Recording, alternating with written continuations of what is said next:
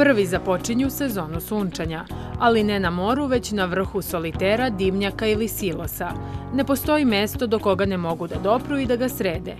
Oni su visinski radnici.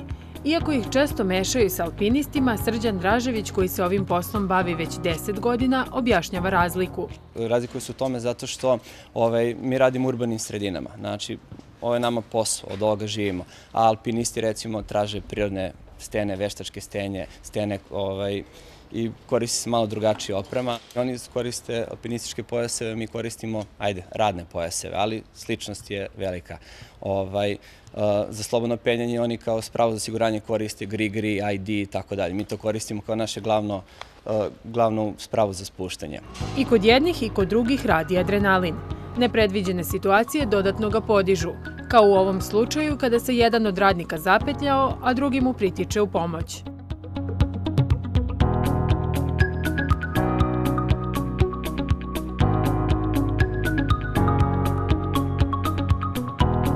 Donao sam novu spravu, tamo da mi je bilo rezervno uže, tu je zakačio novu spravu, stavio je penjalicu ili takozvanu malpu, uzeo sam njegov teret na sebe, rasteretio sam ga i onda uspio da se popne, da rastereti glavnu spravu, zamenio je spravu i sišao dole.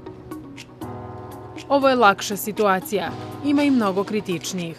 Najkritičnije situacije su recimo tamo kad nam uže prelazi preko nekih oštrih limova, mermera. Mermer je recimo dosta kritičan, on može da iseče i protektor koji se nalazi na užetu. Mi koristimo čelične protektore za takvu vrstu poslova. Da bi radili ovaj posao, osim hrabrosti i opreznosti, radnici moraju da prođu obuku. U zavisnosti od spretnosti, obuka traje od 7 dana do 3 meseca. Obuka za radove na visini se sastoji od učenja čvorologije. Potrebno je 6 do 10 čvorova po jednom osposobljenom radniku da poznaje. Iz razloga što će mu se desiti da za razne situacije mora da zna kako će s kojim čvorovima pristupiti, gde će vezati, jer nisu svi sistemi isti. Situacija nije kritična samo za radnike, već i za stanare zgrada na kojima rade. Česte su situacije da radnike pomešaju sa lopovima.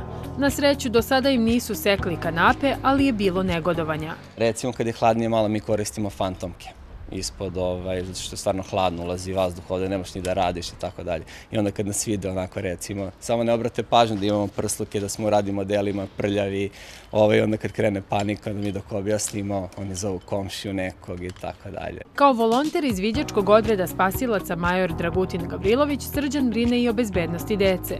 U osnovnim školama obučava đake kako da postupaju u kriznim situacijama. Učimo decu kako recimo da postupe u slučaju požara, nekih vanrednih situacija, da ne paniče, kako treba postupak izlaska iz škole, da ne dođe do nekih povreda, jer deca kao deca, njima i kad zvoni za odmor, oni se strče svi, izudaraju se po vratima, po stepenicama, kamoli ako se desi nešto zbiljnije. Hrabrost se isplati jer od ovog posla može dobro da se živi, kažu visinski radnici. Naročito na proleće i leto kada je posla i najviše.